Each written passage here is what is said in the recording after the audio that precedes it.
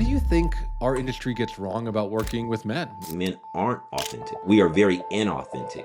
We're doing these things and we're presenting one way, but we're feeling a different way. Men are crumbling behind closed doors, and no one is talking about it. The biggest curse word in the male lexicon is vulnerability. Men built identities out of survival, not authenticity. Men don't want to be vulnerable around men, but then you're missing a whole piece of you. Today, we're exposing the emotional deals made in secret. You don't have these emotions because they're like supposed to stay on the shelf. If you think you know what's really happening inside men, think again. Anything within reason in small doses is not going to kill you. It may not necessarily be bad for you. This episode is the emotional earthquake you never saw coming. Hello, welcome back to the Men's Therapy Podcast. I'm your host, Marc Azoulay, and I'm here with Ya'Ron Brown. He is a counselor out of Georgia. He's the founder of the RGW Foundation. He's a supervisor, he's a trainer, and the host of the Resilient Kings podcast. Ya'Ron, welcome to the show. Thank you for having me, Mark. I really appreciate it. I'm excited to see where we're going to go today. Yeah, so what really stood out about you is that you've really taken a step forward into being a trainer, a supervisor, a teacher of therapists and counselors. So I really wanted to start with that of, what do you think our industry gets wrong about working with men? Let's dive right into it. Like what do counselors need to know to be able to serve the men on their caseload?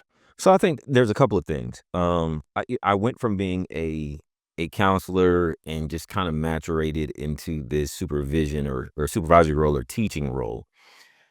And I think that what oftentimes we don't acknowledge, no matter who we are as therapists, is that to some degree we are baked in patriarchy, right? So no matter who you are under this umbrella of patriarchy. And so we can oftentimes recondition men in this space without even knowing it, right? Because we don't know how it impacts us. And so what I do in supervision is I really explore the idea of, hey, how does this impact you? And then how in turn are you rolling this out and working with men in therapy, right? So it becomes this self-awareness that's created from a supervision standpoint, which then leads to one's ability to work with men, right? So oftentimes we'll get this idea of masculinity not being on a continuum, but being singularly identified. And you were saying, well, how does masculinity impact you, right? How does it press upon you? How do those ideas impact you? And then we can begin to start working with, okay, so then how do you want to work with men based off of that? And then how does that perception come through when working with men? Yeah, that's really interesting. I wonder, is there like a story or an example that might make this real for our listeners, a way that patriarchy affects us and how we, might be able to see into that blind spot? Sure. So I have several therapists that I have trained over the years and supervised over the years. I have a male therapist that we were talking about patriarchy. Well, we were talking about how to work with a young man, not even an adult man, a young man, right? And he was talking about him being in sports, right? And him not having this sports prowess or these things that he enjoys doing related to sports. And that I can't believe he's really not into sports. Like, I'm not even sure how that really looks. Like, where do I go with him and all this? And I'm like, what has sports meant to you? Could you see yourself outside of sports? Do you see masculinity and manhood existing outside of sports? And he was like, I never even considered the idea that what sports meant to me and what it was tied to for me. And subsequently, what I tied it to for my client. And he began to explore what things the client really enjoyed and what he liked. And then their sessions begin to explode because the young man felt seen, felt heard, and felt appreciated and didn't feel like he had to be in a box. Because what he ended up finding out was all of the men in his family were repeating the same cycle that the therapist was repeating. And so he felt just as disconnected from the therapist as he felt to the men in his family, because nobody really saw him as a young man trying to develop his own lane of what that meant and not buying into what everyone prescribed already for him to be. That's a good example. That's a good example. Yeah, because I think a lot of these traditional male role models, like you said, we can't see life without sports, without physical activity, without talking to girls, right? Like, we can fall into these very, like, yeah, patriarchal, heteronormative boxes, and then we think our clients are dysfunctional, right? Rather than just trying to get to know them, trying to actually be curious about what's going on in their lives. And so I'm a product of that, right? I'm a primary product of that. I have a 14-year-old son who I was trying to push into sports. I grew up doing sports. I have a cousin. My cousin and I talked all the time. Man, I wish my son could get in some sports and be active and do all these different things. Like we would say that, right? Not realizing what the impact was. So I would try and push my son into baseball. He didn't want to get hit by a ball at all. He was like, "Look, I like baseball. I can play it a little bit, and I can go to a batting cage, and the trainer could throw the ball, and I can hit it. But I know he's not gonna hit me. These little boys out here, I'm not so I'm not so certain of, right? So so I had to resound to the fact that I had to look at my son not through the lens that I wanted to look to him through, but the lens that he had for himself and cultivate that lens. Come to find out, my son is not the most athletic person in the world, which is perfectly fine. And I love that about him. But he is a phenomenal, I mean, phenomenal sax player, right? And I was like, who would have known, right? And I would have never gotten out of my way to allow him to cultivate who he wants to be and where he finds his passion and where he finds his purpose and where he finds enjoyment and growth. And he has a whole social network in the band that he connects with, and they enjoy each other, and they are all very much alike. But I didn't know anybody in the band like that, right? I didn't know that because I was only taught that being tough and hard and all these different elements of being of masculinity are only on one end of the spectrum. And so it benefits me to understand it too. And so I'm not, I like to use the word, I'm a co-conspirator in this process, right? Where I'm not just teaching, I'm learning as well. And what I'm learning, I'm teaching, right? I'm not just speaking from out the air. I'm speaking because I go through it, and I have to go through it. And it's hard, right? Because you're reorganizing yourself from a position where everybody says how you're seeing things is not right. It's unhealthy, right? Everything reinforces thing that we see in society reinforces the idea that we've been taught. Yeah. Well, I think you're speaking to a really common experience that I see intergenerationally, and I want to dig into that a little bit, right? I think the older generations, me included, struggle with Gen Z in some ways because they've really deconstructed, gender in general and masculinity specifically, right? Where it is more about, art or fashion or things that are more traditionally feminine. The Gen Z men are picking up with gusto, right? Or doing their hair or their nails, right? Even to the point of being gender expansive and gender queer. I wonder if you could speak to that a little bit because I know a lot of our listeners, the guys that are in Gen X and boomers, we're just really confused by it. They don't know quite how to deal with that because masculinity was so monopole when they grew up.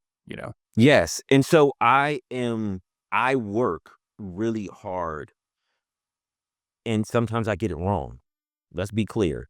Sometimes I get it completely wrong, that I realize that we aren't, like, socially we aren't binary, right? And we create these binary positions or poles in an attempt to make it simpler for us. So we don't have to think more. So we don't have to do the work. And that's really what it is, right? It's not that we don't have the capacity. It's because it's uncomfortable and it's hard, right? And I'm a neuroscience guy, right? And I know that if we don't have a reference point, it's hard for us to really connect with it. And that means that traditionally it becomes scarier, right? That our brain sees things that we don't know and understand as frightening, right? And that we're likely to run from it or rebel against it or become defensive. And that's a lot of us because we didn't grow up in environments where they were inclusive or connected or non-binary, in very monolithic environments oftentimes. And so to see this diversity, it could become a shock to the system. But the question is, do I go beyond that shock to the system to see the person, or do I allow that shock to guide my understanding and how I see the world? And so for me, it's my son can relate to a variety of people, and he has this eclectic group, and so does my daughter, and they are interacting in ways that I never believed I would interact. Like, I never shook a girl's hand and dapped her up the way that I would do a guy, right? But my daughter, and I remember the first time I did it, I was like, "Whoa, whoa, whoa, what are you doing? You guys aren't the," and I was like, "What are you like? It's a handshake." If that's the way that they find connection, allow them to do it, right? And then so and it doesn't mean it's not challenging. It doesn't mean that inside I don't cringe at times. And I have to check myself and say, no, I don't think that that's healthy. Is this something is it something that I've been conditioned to do? Or is it something that I have chosen to do? And I think that's the distinction, right? And I think we have to become more aware of that and acknowledge the fact that, is this something that I've been conditioned to behave in this way, or is it something that I'm choosing to do? And we have to begin to start distinguishing what that looks like for us. Yeah, I think it's a really good point. I think with like being in this postmodern society where you can pick and choose basically anything, right? I mean, down to anything, your fashion, your gender, your religion, your culture, you can pick anything. I mean, it's like wild, right? Like I think people have to go inwards and create a more values based structure, which is what I hear you talking about, because there is too many choices for the modern, Western person. Correct. And that's not to say that you can't have your belief system and you can have your value system. It becomes, how does this impact me? Right? Because if it doesn't impact me, but yet I am claiming that it does, then am I being honest with me? Right? Like, whether an impact, when I say impact you, what I'm speaking specifically of is, how does it take away from the life that I want to live and the life of my family around me and the community around me and all those things, right? Sometimes we will impose this idea that this group or that group can exist because they're going to negatively impact the environment or me or whomever. And we have to identify, well, how, right? Is it really that they're negatively impacting you, or is it you're just uncomfortable being around a particular group? And that's Yeah. probably what it is 90% of the It's time. probably number 2 on that one. Yeah. Yes, Yeah. correct. And so that becomes the issue, right? We don't do enough critical analyzing what's going on and becoming honest with ourselves. And I think to some degree, it's easy for us to get overwhelmed and even pulled into a narrative that's not our own, that we buy into and we're like, yep, that's accurate. Let's go with it, without identifying, does that really apply to me? And I think in this social climate currently, that a lot of the time, that's it, right? We buy into these images, stereotypes, uh, uh, prejudice practices, and we just buy into them without really identifying, how do they apply to me? And then we get sucked into peer pressure. And it's so ironic that we get sucked into this peer pressure socially, and we teach our kids, hey, don't allow yourself to be peer pressured. And even as adults, we get peer pressured. Yeah, well, when you talked about that neurobiology piece, right? It's like the human being still wants to belong because historically, right, if we didn't belong, we would die. You die alone out there in the jungle. Uh, but it does sometimes mean compromising our values or assimilating to something that we don't believe in, just to not stand out as different or as weird. Yes, correct. Absolutely. Absolutely. I'm digging this conversation, just so you know. Oh, that's good. That's good. Yeah, yeah. I like it. Well, so let's put it back to young men, right? Because I think I think young men, I mean, you're talking about the divisiveness in our country, which I think is obvious. If you don't think that that's true, I don't know what country you live in, but we're extremely divisive.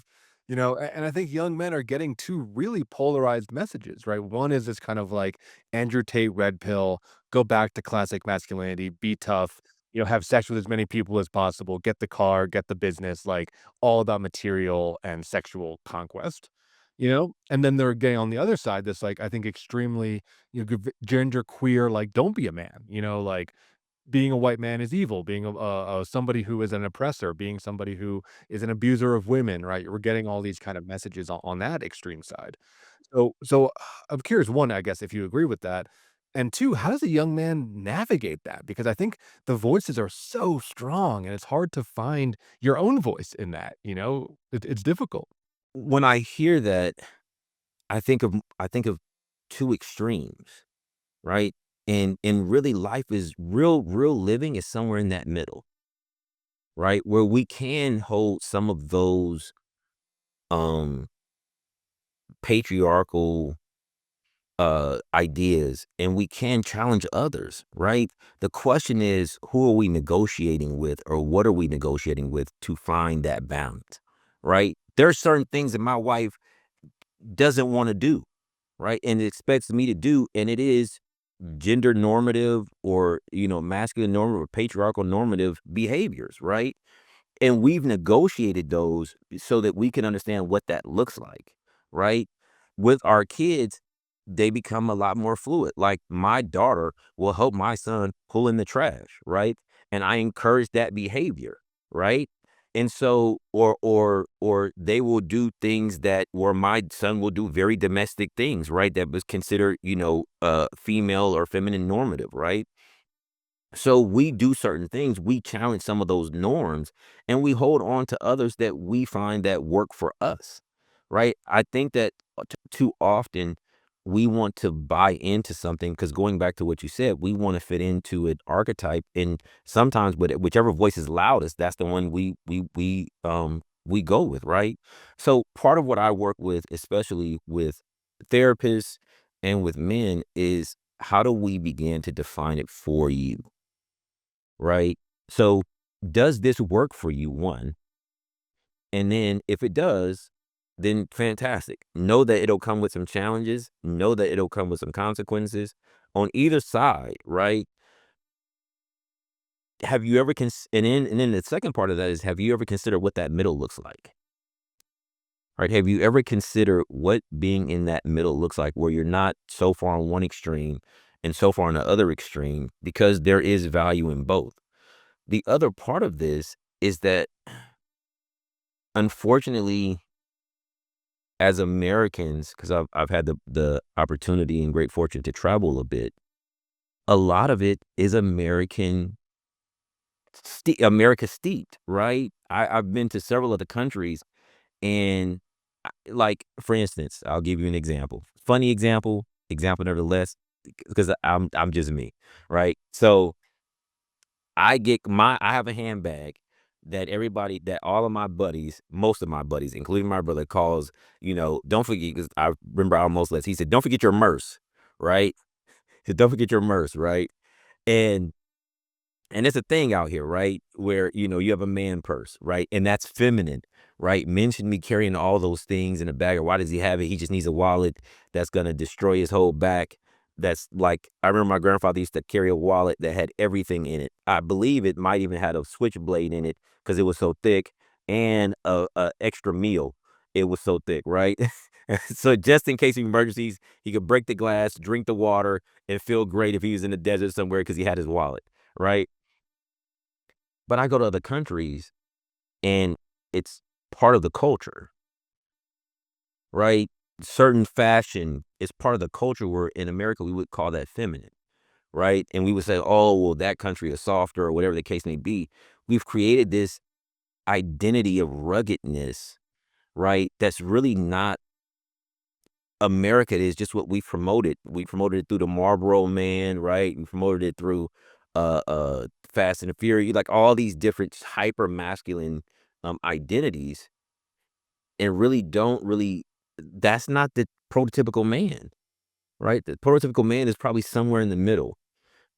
Whether and maybe he's trying to ascend or see himself that way, right? I was reading a book called The Adonis Complex, where there's this hypersensitivity to maleness, and it almost gets to a point where men become body dysmorphic, and now on social media trying to create this look for themselves that makes them look like Adonis, right? And so that's scary, right? That we can't have body fat. We can't look regular, right? That's a scary image. And it's the one that I fight with my son about. Like, it's okay. Like, you don't have to have this six pack, right? You don't, I don't want you to have a keg, right? Let me run. I don't want you to have a keg, but you can be somewhere in the middle. And it's really about being healthy, not about a look, right? And it's valuing health over look. And so that's what we work on with my daughter as well, because there's images of women that have become that are skewed, right? And that's a whole nother topic of conversation about that idea of um why not get into it? So, like, there's this I hear this narrative from women that say, I, especially in the music industry, that I control my image, I control my look, right? And I'm not sexualized. I control how much sexuality I want to portray. My question becomes, who's paying you,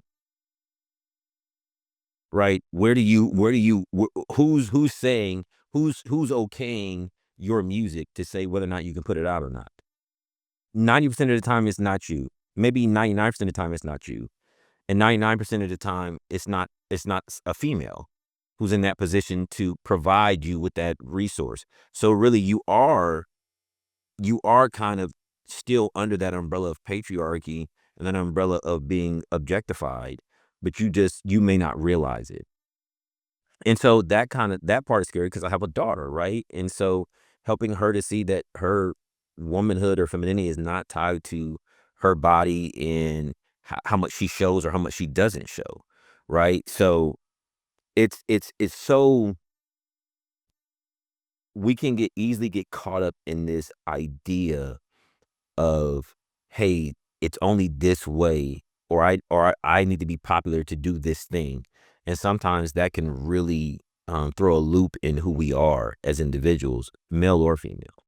If you're enjoying the podcast so far, please hit the subscribe button and leave us a review. Your feedback helps us to reach more men and inspire them to become the best versions of themselves. Thank you for your support. And now back to the show. For sure, yeah, because it's an external personality. I mean, I have a whole spiel that I'll go through really quick because I'm not preaching to the choir with you, but it's like you have the older men, right, that like looked at females and they're like, I'm not that. Like, I don't know what I am, but I'm not that. Right? And then you have, like, my generation who are the nice guys, where we looked at those guys and we're like, "I'm not an asshole, I'm not that," you know? But we still don't have that, like, internal sense. And I think whether it comes down to body image or, like you said, like, our gender identity or gender expression, so much of it is externally driven. So I guess the question for you, and maybe it's a simple question with difficult answer, is like, how do you start to be internally driven? How does one, listeners of the show, how can they start to pivot and look inward to figure out the answer to some of these questions rather than just, looking at social media or jumping on the most recent trend or trying to buy the hottest shit or whatever, right? Like developing their own sense of self. So it's crazy you just said this. I was talking to a buddy of mine about this just last night. And so part of this is self-worth and value, right? And so I would even and before that, I would even say, do you love yourself and how? Right? Do you identify that you love you first off? And then how do you show that love to you? Right? If you can't answer that question, then that means that oftentimes you're living for someone else. Right? If you can't answer that basic question, is do I love me and how do I show myself love? Then everything that you do is externally driven, right? And that means that you don't have an internal locus of control to where you can combat those external factors that impact you, because then your worth becomes something outside of you, right? Then your worth becomes performance driven or attribute driven. right? And if those two are the case, then now everything, then we get to the clothes, the cars, the women, the job, and all those different things that now add to me. But then what happens once they end, right? I have family members who are now retiring that I love tremendously, that have had a huge impact on my life. But now without that thing, they don't have an identity, right? And for a lot of men, we continue to consume or take on things or gather things in order to feel a sense of self-worth and love, right? We entered into these shallow relationships trying to get that immediate fix, right? Because once you don't have that internal locus of control, like everything else becomes a drug, right? It becomes an addiction, right? That I'm always pulling from something or looking for something in order to make me feel better about me, in order to connect with me in a healthy way, in order to make sure that I feel fulfilled. And it's so instantaneous, right? It's that instantaneous, oh, okay, I got her number.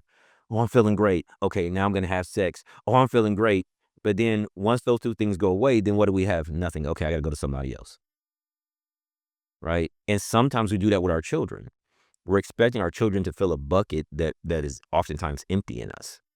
And so we have to start there and then work our way out. Because if we don't have that, then we're teaching our children that they don't have to have it. And then those that generational curse begins to roll downhill. Yeah, you pass the empty bucket down to your children, if you've never learned how to fill it yourself. Absolutely. Absolutely. And we end up not having full buckets because our parents didn't understand what that meant either, right? So it has to stop somewhere.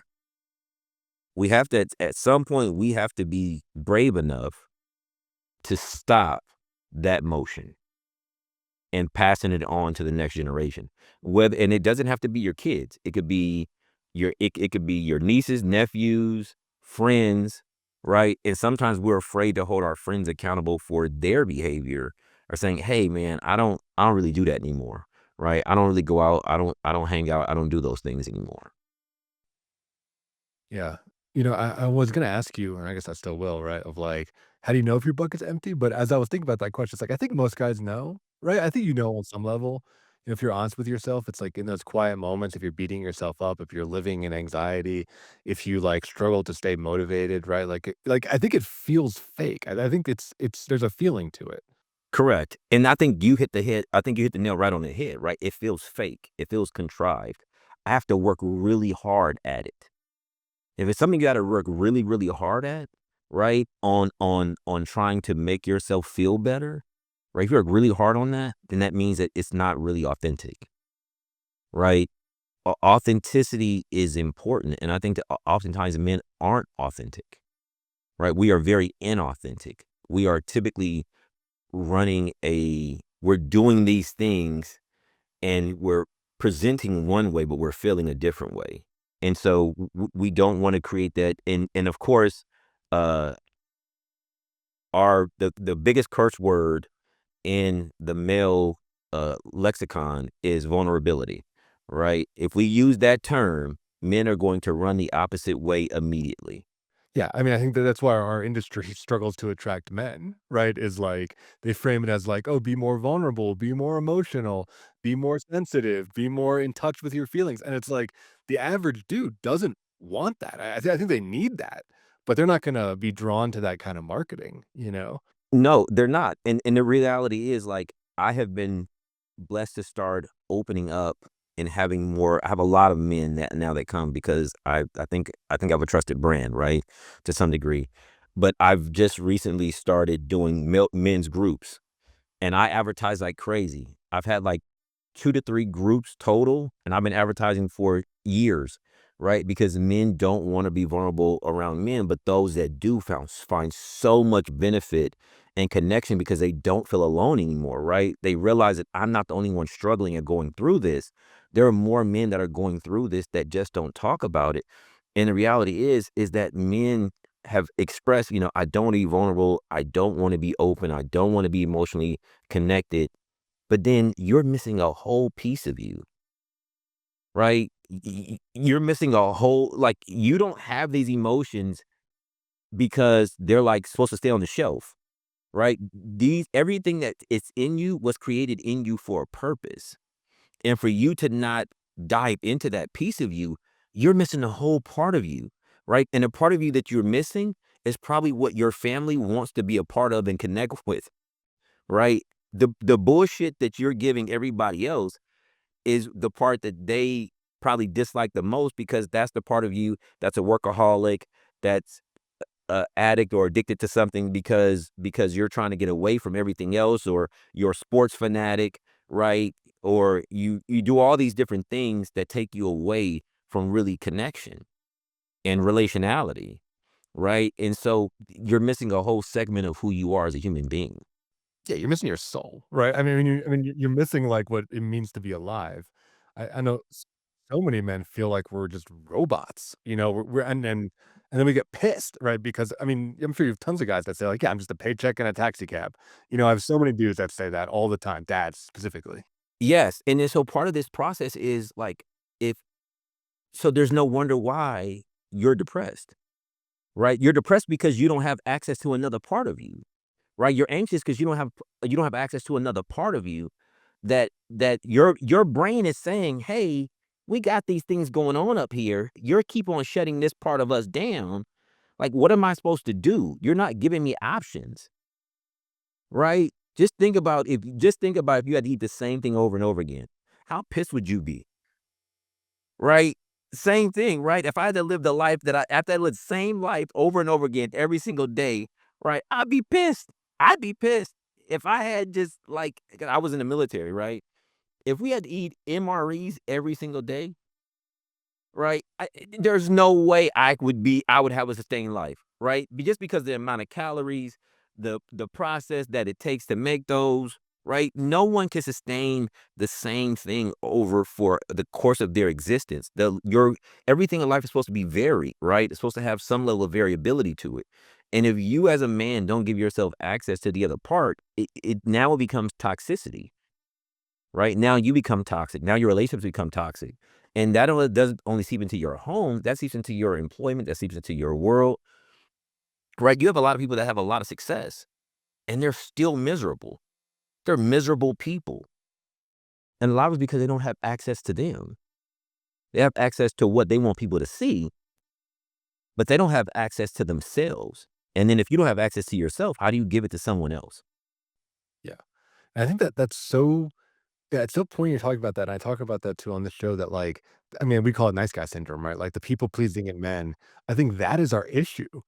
And I think our industry and a lot of speakers, they're 20 years behind where they still think men are these, like, bully, asshole, like, abusive, alcoholic dudes, and it's like, a lot of us are exactly what we're talking about. They're, like, doing the right thing, but feeling really empty and feeling pissed off about it, and maybe they got an addiction that helps them cope with that in some way, shape, or form, but, like, we're not dicks, but we are really empty, and the dickedness comes out because, like you said, we're starving that part. We're starving our soul. Yeah, and a lot of us and a lot of us, the asshole comes out because we've starved ourselves sometimes, right? And so you have that people pleasing part of ourselves, and at some point that cup fills over, and then the asshole comes out because I'm tired of pleasing, right? But you've chosen to be the pleaser, right? Because you've bought into this shit. So now you are the one that's doing the pleasing constantly. You're 24/7, and I get a lot of men that are like that, right? I'm just gonna I'm gonna do what it's I'm gonna go along with what I'm supposed to go along with to keep everything down. But sometimes friction in relationships are necessary, right? For us to kind of figure out where that middle ground is. But if we keep giving up ground, at some point, what we begin to perceive is we're being taken advantage of, right? But hell yeah, I'm gonna take advantage of you. That's all you want to do is give me, give me, give me. Why wouldn't I? Right? That's human nature. If somebody's gonna keep on giving you, if you're gonna get free food every time you go to a place, why would you stop going to that place? Right? That's why buffets are so popular. Yeah, well, and furthermore, like a lot of these nice guys, again, as me as a recovering nice guy, will say, "Yeah, I love giving, I love being generous, like, this really means a lot to me." It's like, you're getting messages that, like, it doesn't cost you anything, we're giving these messages that we're not who we are. So it's a long con, really, I think it's this con act that, like you said, at some point breaks down, and then people are confused because like, "Oh, I thought you were just a generous person, like, what do you mean? You've been telling me how much you love just giving to me and come over to my house and cut my grass every Friday," or whatever it is. And so part of that is we connect that with loving, right? We connect giving or sacrificing with love, right? And giving part of who we are with love. Because a lot of times we see that, right? I saw that in my mom, right? The idea that if you continue to give everything you have, that's loving, right? But then what do you have for you, right? Then you just give until you can't give anymore. And then where is your sense of self? It ceases to exist because now your belief in love and connection is tied to only giving of you. And that becomes, and that is so, it can become so addictive, but also so draining at the same time, right? Extremely draining. And then it's like, okay, well, then what do I do? And then it becomes, so then because if that becomes my identity, then if I don't do it, the next question is, well, then who am I for real? And then that's the real kick in the ass because you've been doing this for so long that now you don't really have an identity because your identity has been tied to being this sacrificial lamb. Exactly. Yeah, and being a provider for all these different people in your life, which is I think it is a noble thing, and I wanna say it to our listeners, it's like, I think there's something very primal masculine of, like, we do have the ability to, like, shut down our emotions, our needs, and, like, go and, like, kill a deer, right? Like, in small bursts of heroics, we have to do that. We are the ones that, like, go out and defend the tribe. But when you're stuck in that for years, decades, like, that's I think you're on what you're talking about, right? Where it's just like this poisonous swamp or like you can't get out of that mode. You can't get out of the self-sacrifice hero mode. And you become a martyr. You become a martyr, you Correct. become a victim. Yes. Yeah. See, I'm not so, and let's clarify, right? I'm not saying like arsenic, right? I'm not saying you're taking arsenic, right, or anything like that, right? I'm saying anything within reason in small doses could be is not going to kill you, right? And it's not even, it may not necessarily be bad for you, right? For the most part, not extremes, for the most part. So we can do that in small doses. The question becomes, where's the negotiation at, right? Where is it that I'm agreeing to doing this, and we've talked about what this means, right? Or am I just doing it carte blanche without creating some type of understanding of what this means and what this is supposed to look like? Yeah. Well, and for most guys, it's carte blanche and we expect stuff in return, but we never tell our partners what those things are. So they keep failing the pop quiz that they don't even know they're taking. Yes, that they don't even know they're taking it, right? Like you said, they don't even know they're taking it. So, and that's the part, right? We have this internal expectation, and then we get pissed and we fly off the handle, and they're like, I had no idea. I had no idea that this was what you were expecting of me, and we didn't negotiate whether or not that was something that I could actually do, right? We didn't discuss it, nor did you discuss with me that this is what that you were supposed to do for me, right? I just thought that you were taking on this responsibility because you're just, like you said, like this wonderful person, right? And I am, and I'm doing this because I care and because I want to show you I care. Who knows? Your partner may say, well, damn, that doesn't show me you care. Then it's like, Yeah. Your money's no good here. That currency doesn't actually work. exactly. Like this is what it really means to, like, what I really need to show for you to show that you care for me. Oh, okay. I had no idea. Because most times we are doing it for us, but we're doing it with an ulterior motive of, because we want them to understand something about us. Yeah, I mean, something as a kind of quick tip for you guys listening that I say to a lot of my clients is like the first step on this is a whole journey. I mean, this is like years of therapy, right, to get here. Yes, this is you didn't start out here quick, right? You didn't get here yesterday. You got here over the course of time. You're not going to get out of this. And I have to tell my clients that, not to cut you off, but I have to tell my clients that all the time. This is not a quick fix, right? You are in an environment where what we're talking about doing is not commonplace, and it's going to set you apart. Yeah, yeah, there's gonna be consequences, which actually I'm curious to dive into, but what I wanna say real quick is, like, for the guys out there where to start is, like, highlighting the cost of things. Because I think as men, we don't highlight that stuff costs us. For instance, like, of course, we wanna be there for our partner when they're talking about their day and complaining about their what's going on with their coworkers and talking about their family drama, but it drains us. So saying like, "Look, I'm willing to do this and listen to you because I love you, and just know that, like, I might need to just take some alone time after this because it costs me something." Or if you're doing house projects all weekend, be like, "Yeah, look, I enjoy doing projects. I enjoy keeping the house together, but, like, it's tiring." Like, it takes a lot of mental and physical energy. So just like starting to be a little bit more open with the cost. You don't have to change what you're doing, but at least letting them know that like it doesn't come from this place of like infinite energy, right? That like you are giving them your energy, you're giving them your life force as an act of love. I think that's a good place to start. Have you ever found yourself in a situation where you wanted to open up, but you were afraid that it wouldn't be taken well? You ask yourself, what's the point? Nothing's going to change anyway. So you do what you always do. You push it down, numb out the pain with a drink, a night out, or pornography. I've been there myself, and I know that men lack the outlets for emotional expression, which is why I founded Men's Therapy Online, a healing hub for men's mental health. If you've been knocked on your ass or just crave meaningful connection, join Men's Therapy Online, a community of men who just get it. We offer individual therapy, men's groups, and powerful retreats, all led by licensed therapists. At Men's Therapy Online, we will help you to get back on your feet and take your life to the next level. Start your journey today at menstherapy.online. And I think that we overcompensate for this identification of resiliency, right? Where we see this idea of I can or endurance, right? Where I can endure constantly and constantly and constantly, right? And then that's part of that process is that we don't say, hey, this is what's going on, this is how I'm feeling, this is what's happening to me in this moment. We endure and we just suffer in silence. And then we either do something to try and avoid it or prevent eruption or whatever the case may be. And it's oftentimes to the detriment of relationships. Yeah. Because again, I personally know you, and I think you end up feeling really lonely in the relationship. You feel very isolated, right? And it's because you're suffering in silence. Yeah, so I wanna kind of piggyback off what you said, ask you the question where you said, if you start to do this work, therapy work, nice guy recovery, setting boundaries, being open with your emotions, all this being vulnerable, all the stuff we're talking about, right? Like, I think there will be repercussions. I think it is still weird.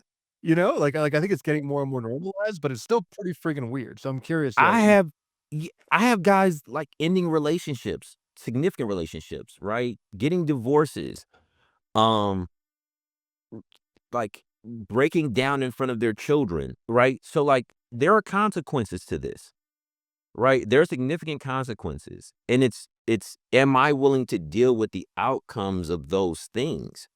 Right? Not knowing you and now knowing you, you're waking up to a whole different piece of you that you've never experienced before. So there are definitely consequences to this, right? And those consequences, they're not because you're doing something wrong. It's because you are finally identifying some of your needs, right? You're no longer just suffering in silence. You're actually connecting. And sometimes you have partners that are willing that are excited about seeing that side of you and are interested in exploring that piece of you. And then you have some that are just like, this is not what I signed up for, right? Because you end up with a partner who you've catered to for so long that they found that to be just like, I really enjoy that. And I haven't had to do much in response to that. Right? And so now you're asking me to do something or be something that I didn't sign up for, right? Because we meet people at certain stages of our life, and either they're going to grow with this or or they're not. And so yes, there are definitely like high end consequences, right? And it may be changing your employment, right? Your lifestyle may change. There are a lot of things that take place, and some men may not want that, right? Because the other part of this is the consequences to some degree, depending on what it is, can be managed. But oftentimes, what I find is that the pendulum swings so far over, right? Where like, they go from hyper masculine or extreme patriarchy, and then they go to this, like, all I want to do is feel, right? And it's like, well, no, like, there's a space in between. Let's work on, like, moving you over slowly. But as men, of course, that's what we do. We go harder, we go home, Yeah, we just hard charge oftentimes. into it. Yeah. Right? That's it. Just I don't care if I hit my head against the wall because I opened the door. I thought there was nothing to be there behind that door, right? Or I didn't know the door was lead. I thought it was wood. So it didn't matter that I'm just gonna run right through it. And so part of this is that, having a therapist or having someone that you can connect with that's gonna help you navigate that process is so important, right? So that they can say, hey, what are the potential outcomes of this? Right? Are you ready for that piece of it right now? Right? No, I'm not. Okay. So maybe we need to negotiate and figure out what that looks like, and then we can work on some other stuff, right? And then we can begin to move forward, right? I have a client that I work with that is just waking up to the fact that, that how he's treating himself, he would never tell his son how he's treating himself if his son was treating himself in that way, that he would be hurt by that. And that was his wake up. His and it was so profound because he never thought about himself, but he was able to step outside of himself because he loves his son so much that he was able to see himself in his son. And that changed everything for him and how he sees who he's becoming and how he wants to change because he wants his son to get the best part of him. Yeah, that's a beautiful story, and I think, again, for all the bad rap we get as dudes, like, I hear that story so often, right? Where it's like, they do it for their kids, they do it for other people, like, we are protectors and providers, and we are capable of love. It might look different from the way women do it, and it should, because you need both, I think, but, like, it's a different thing. It is such a tender thing that once you open up to it, like you said, once men start to feel this, we can't get enough of it. Once you get to that men's group, you're like, "Oh shit, where's this been my whole life?" Right? Once you start really doing therapy, you're like, "Oh shit, what have I've been dead for, 30 years," right? Like it finally starts to click. So part of this is I don't give a damn what your motivation is for coming. Just come. I don't give a damn. Just come. I don't give a damn what your motivation is for changing, right? As long as it's connected to something you value, let's do it. I had a gentleman who was 80 years old that came to my group, one of my groups. And I damn near cried seeing him come. To be 80 years old and waking up to who you are and your feelings and emotions, it was beyond, like, I was beyond grateful and in awe and blessed for him to be part of a group of mine. Just to be able to offer his wisdom, insight, just to be able to acknowledge that, hey, like, what you're doing now, I did, and it is costing me now in my later years in relationship, right? And I don't know, and I'm working on this, and I've been doing this for so long that it's so hard to change, right? And so we were doing some amazing work, and part of the group, I offer a free brain spotting session, just to give a different modality. Um, and he was able to really clear some things based off of doing that, and there was some stuff that was buried deep that he was able to acknowledge and come in contact with, about just how his perception of things at a very young age, he now sees differently as an adult male, and he can really change how he sees himself in relation to that. And it was just amazing. Yeah, that's a wonderful story, and it's never too late. I think it's harder the longer you wait, because I think the stuff can get real calcified, but it's also never too late to do this kind of stuff. Yeah, it's definitely true. Now, I will not say it's not harder. It is not, bless you. It is not harder for the longer you wait. The longer you wait, it definitely gets harder because you get more steeped into this process, and relationships are consistent in a particular way, and all those things happen, right? And so, yes, it does get more challenging. Yeah, but you can always do it, right? And I think, like I said, people love it. Men love it once they start feeling. I've heard the story so many times. I'm sure you've had it too, right? Where it's like the guy comes to therapy because his wife is like, "Go to therapy, or I'm going to divorce you," basically, right? That is the primary reason. I don't know if I get men that I don't think I get that come to therapy that don't get an ultimatum. No, because we don't do it proactively, right? I mean, younger generation a little bit, but you're just like, "Get therapy or divorce you," right? And then you have the guy, and then he does like 2, 3 years of good work, and I say 8 times out of 10, he divorces her. Yes, because he's like, "I'm not happy in this relationship." Right? I've changed and I've become a different person and you aren't changing. Right. Yeah, and the Right? person you And married you are was like my yep. neuroses. It was my nice guy facade. It was my defense mechanisms. It wasn't Yeah. me. It was my sickness, right? It was Yeah. it was that. And so what ends up happening is that now they begin what I see is once that begins to happen, then it becomes um and I've apologized and I've atoned for some of the shit that I've done that's probably very unhealthy, right? Now every frequently in our arguments, you know what you bring up? All the shit I did in the past, where you're really to throw the kitchen sink at me, right? You just we call it the unbridled self-expression, right? Where you just bring everything that you can through, and then that's your way to deal with the situation. Or when I do something and I try to atone for it, well, you've always done this. You constantly do this. You remember when you did, and it becomes, damn. So now now that I changed, you still holding me accountable for everything I did in the past, and now we can't move forward in the relationship, right? And I get it. Sometimes forgiveness is hard, but if you choose to stay, then that means you got to be willing to forgive and we've got to be willing to move forward in the relationship. 100%, right? And like if one element of the system changes, right? If you're, as a female partner or whatever, really invested in making your husband change, great. But then know that the whole system is going to have to change, right? And including yourself. Try and change one piece in the car and see if it's still going to run the same. It's just not. Yeah, exactly, exactly. So I want to ask. This is kind of a tangential question, but I get a lot, and I know this area you specialize in. We have a lot of female identifying women counselors that listen to the show, and they ask me all the time, like, "How do you work with men?"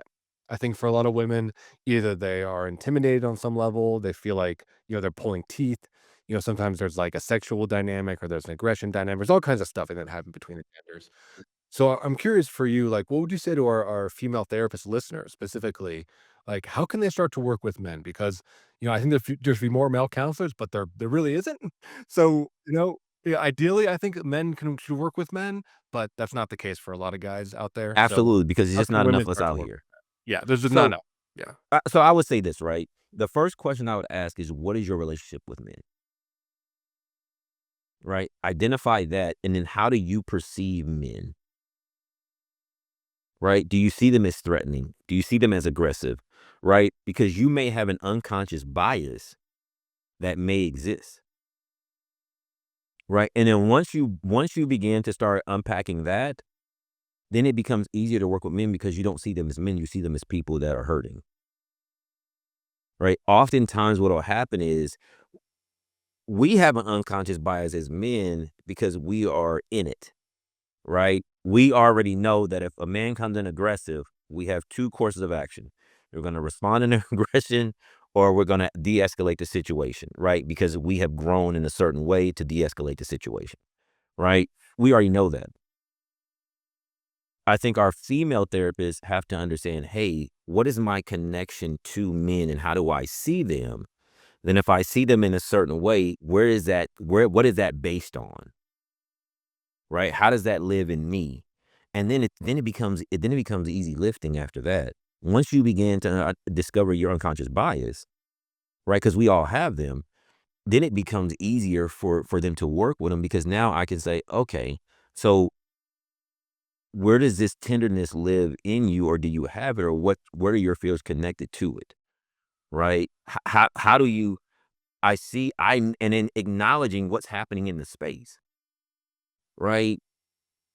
I'm perceiving this as aggressiveness. Is this the intent?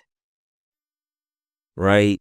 And then it becomes now I'm creating this awareness in these male clients, they might not have ever even considered.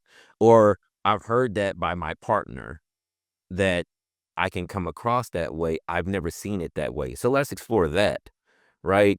But initially, there is this sensation that I've heard it from a lot of my female co-therapists, this sensation that they get, like this wishing sensation of, hey, this is like coming up for me, but I'm not going to acknowledge it. I'm just going to continue on and try and barrel through the session. And that's just, it's not going to work out because, and I hate saying it like this, as men, we smell blood in the water, right? We can feel energy changes, right? We can understand the connection between certain situations, and whether it's accurate or not, we have a perception. And then and then at that point it becomes, okay, so what do I want to do with this? Right. And if we have men that are unhealthy, we know what's going to happen, right? That's when manipulation or some form of grandiosity kicks in, and then we gonna plant our flag, and then nobody's gonna be able to try and get it. Totally. Yeah, I mean, I think a lot of certainly unhealthy men, even healthy men that regress, it's like when we feel defensive with a woman, we go to superiority, right? Oh, I'm smarter than her. I'm more successful than her. I'm more powerful than her. Whatever the thing is. And if you flip the script in therapy, then at that point, it's not working anymore, you know? Because the guy's defended. He's in that kind of superior place. And I think women need to call him out. I think women like need to be more aggressive with men, knowing that we actually do respond to negative feedback more than positive feedback, right? We struggle with compliments, but we actually love critique.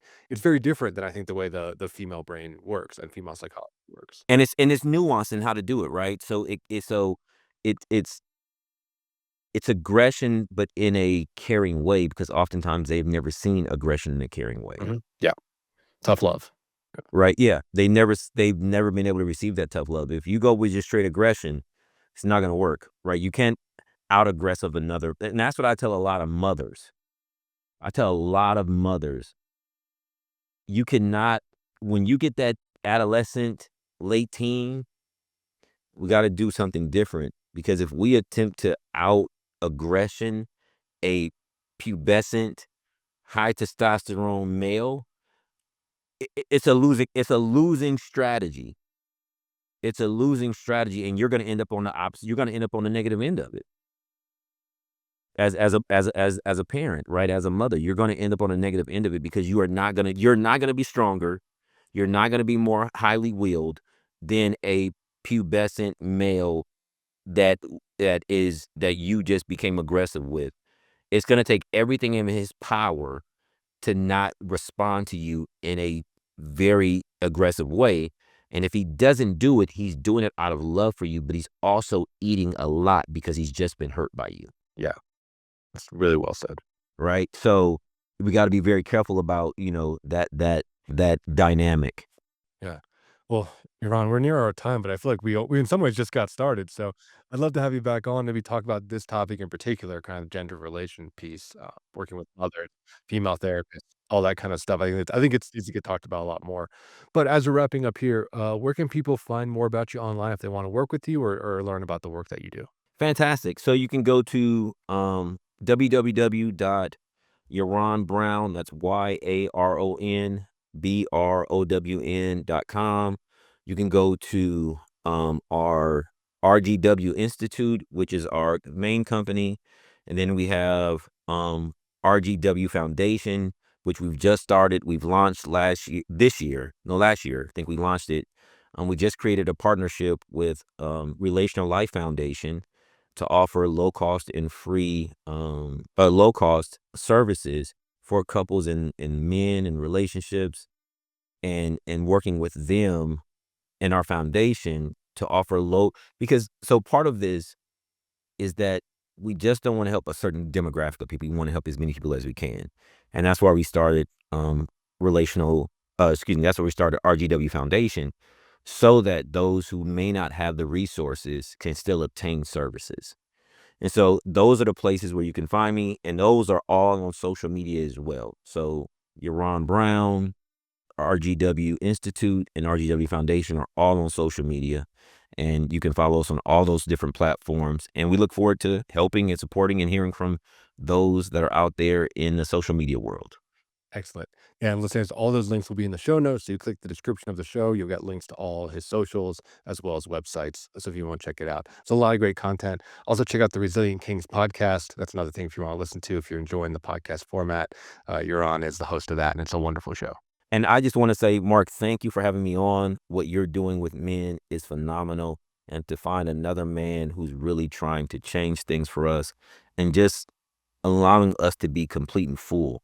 And I think that right now in our climate that we're in, what's being portrayed is that we're only on one end of the spectrum, and you're showing a completely other end of the spectrum. And I appreciate that so truly, that you are making space for men to be whole and complete and not one-dimensional. Thank you. I could say the same thing to you. So I really appreciate that. It's good to meet someone else that's fighting the good fight.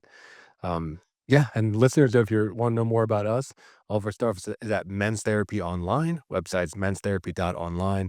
We have individual couples, groups, million podcast episodes, tons of blogs, tons of free stuff, free online courses. So, if you're not ready to commit with money, totally understand. Check out all the stuff we have to offer. We have a community Slack channel that's open and free and public. So you can come and start talking to people just like myself, my counselors that work with me, as well as other men going through it. So we're here to create a community. We're here to make it as accessible as possible. And we really just want y'all to like you're saying, like, come back alive. Come, like, we're here. We're ready for you. Like arms are open. Like, come wake up. So again, all that stuff is at menstherapy.online.